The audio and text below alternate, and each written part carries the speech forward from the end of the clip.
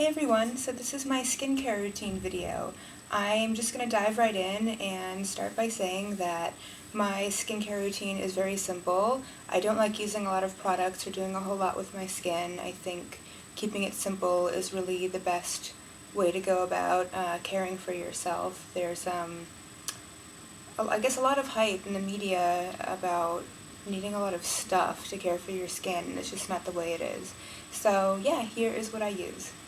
The first product is probably the all-important product, and that is a good sunscreen. I use La Roche-Posay in 50 plus SPF.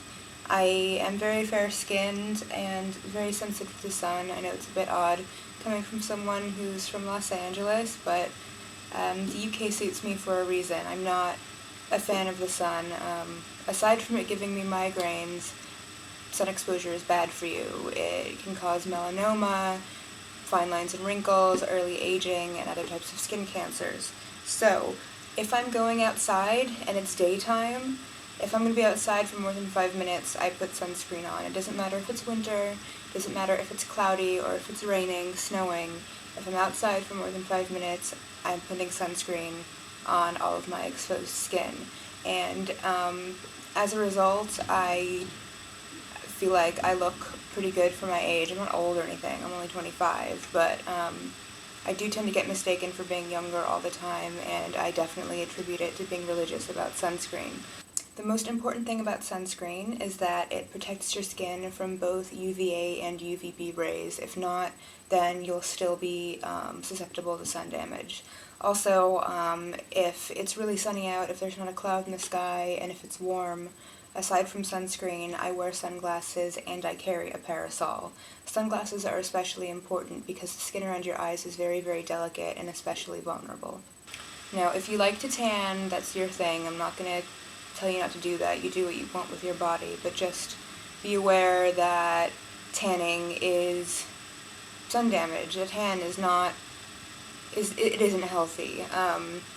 You do need sun exposure to get full vitamin D. However, all you need to get the right amount of vitamin D from sunlight is to be exposed to direct sunlight for 10 to 15 minutes a day when the sun is weak. So that means waking up early in the morning and going outside for a 10-minute walk when the sun's coming up, or doing so in the early evening when the sun's going down. That's all you need. My next product is this stuff called Bag Balm. I have used this my entire life. It is a product that dairy farmers put on the udders of their cows to keep the teats from getting chapped. That's what they do. And it looks like this on the inside. You can see it is like, it's kind of like petroleum jelly or Vaseline, but much nicer and not as greasy. And I use this predominantly for my lips. I put a whole bunch on before I go to bed at night. You can use it for dry elbows. You can use it for super cold, windy days. If you're going to be walking a lot, you can put a little bit on your face. But yeah, you can get this stuff online, or a lot of convenience stores sell it in the US. I have not seen it in the UK, but a little bit goes a long way. This tub has lasted me since high school, so like more than 10 years. The next product also has to do with moisturization. It is cold-pressed organic coconut oil. I predominantly use this on my hair, and I will talk about that in my hair care video. But for this, I use it if I'm really, really, really dry. You can also cook with it. It's great. If you buy coconut oil, though, just make sure you're getting it from a source that's fair trade, because unfortunately there tend to be some dodgy dealings surrounding places that have coconut as a natural resource. The next product is Dead Sea Minerals Anti-Wrinkle Cream. Dead Sea Minerals are probably my absolute favorite skincare product ever, because, well, I'm a little bit biased being half Israeli, but there really is nothing else like it in the world.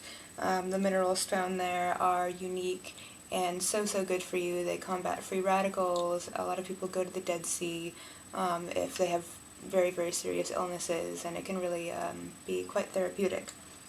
So yeah, if you want to know more about Dead Sea Mineral products, let me know in the comments and I can give you some more information. This product is one that I don't use daily. I tend to use it about once a month, maybe twice a month if I have time. It is also a Dead Sea product, and it is a giant tub of Dead Sea mud. I don't know if you've seen pictures of people traveling to Israel to go to the Dead Sea, but they're almost completely covered head to toe in Dead Sea mud because it is so good for you. So what I do when I have the time is I cover my body in a generous layer of this stuff, my face, everything, and I let it sit for a while, usually about 20 minutes, and rinse it off, and then I feel like a new person.